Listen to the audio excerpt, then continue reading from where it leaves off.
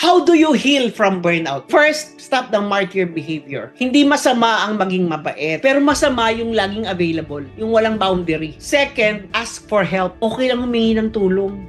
Okay. Hindi nakakahiyang humingi ng suporta, guys.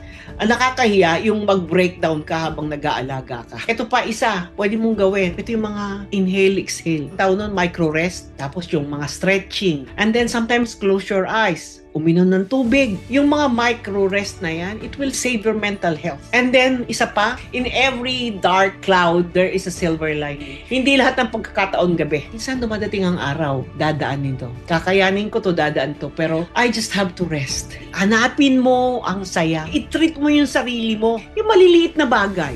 Magpa-manicure, magpagawa ng buhok. Ano yung bagay na para sa'yo? Para sumaya ka kahit paano. Para sa sarili mo, hindi para sa ibang tao. Another one na pwede mong gamitin is, kung ikaw ay nag-aalaga ng nanay mo, muha ka ng geriatric care manager. Yun yung trabaho ko. Kasi matutulungan kayo. So, yung iba, may mga tumatawag sa akin, tinutulungan ko sila kung paano ayusin. Magbibuild ako ng care plan, yung organization of the medication, turuan yung mga caregiver ninyo kung tama yung ginagawa nila, di ba? Tapos, yung mga family meetings, kung nag-aaway-away kayo, pagbabati-batiin ko kayo at ang pag-uusapan natin ay anong gagawin natin ngayon. So, you don't need to do this alone, you know? Hindi ka nag-iisang sundalo dito, but there's also professional help, and that's us. Art of saying no. Pwede mo sabihin to, hindi ko kasi kaya right now. Kasi kailangan kong magpahinga eh. Pwede bang ikaw naman? Ganon. O kaya pwede mo sabihin na, gusto kong tumulong eh, pero hindi ko kayang mag-isa. Hindi yan kawalan pag sinabi mo yun eh. Yan ay wisdom. Yan ay tamang pagsuporta sa sarili mo. You could say no in a very polite way. Hindi yung pasigaw. Meron tayong mga identity check tawag dito, no? Isipin mo na lang, sino ka kung wala kang inaalagaan? Kasi minsan, nakakalimutan mo na yung sagot eh. Maaaring caregiver ka, pero hindi yung buong identity mo, ang ibinibigay mo na wala ka na. Dati akong teacher eh. Kumakanta ako dati. Huwag mong kalimutan kung sino ka. Yung identity mo dapat buo pa rin. Because you are still you. Yung pagkatao mo, huwag mong isugal. Kasi mawawala ang purpose mo. Mawawala ang puso mo pag hindi mo nakilala ang sarili mo. You are still you. You are loved. You are valued. You are important. Hindi ka lang tagapag-alaga. Hindi ka lang caregiver. Tao ka.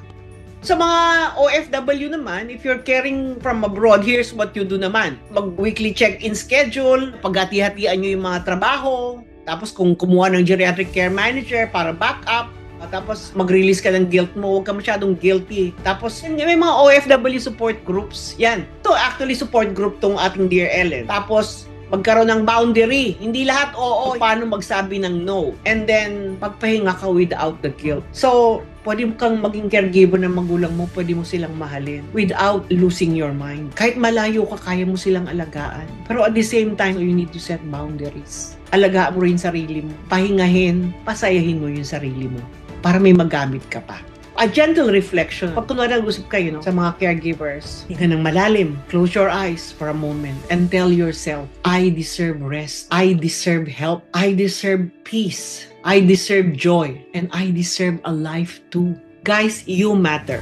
We matter. Yung storya ninyo matters. Yung puso nyo may kabuluhan. Hindi lang tayo caregiver. Tao tayo. So, sa lahat ng mga ka-Dear Ellen natin dito, ito yung mga masasabi ko. Kung pagod ka, magpahinga. Kung overwhelmed ka, humingi ka ng tulong. Kung nalulungkot ka, magkwento, makipagkaibigan. Kung nasasaktan ka, umamin ka nasasaktan ka. Kasi burnout is not weakness. It's a sign na sobra-sobra nang ibinibigay mo. Hindi kailangan na ibig sabihin na nawalan ka ng value. You are precious. And sa community natin dito nakikita ka, dito naririnig ka, at dito pinaparangalan ka bilang caregiver, bilang isang tao.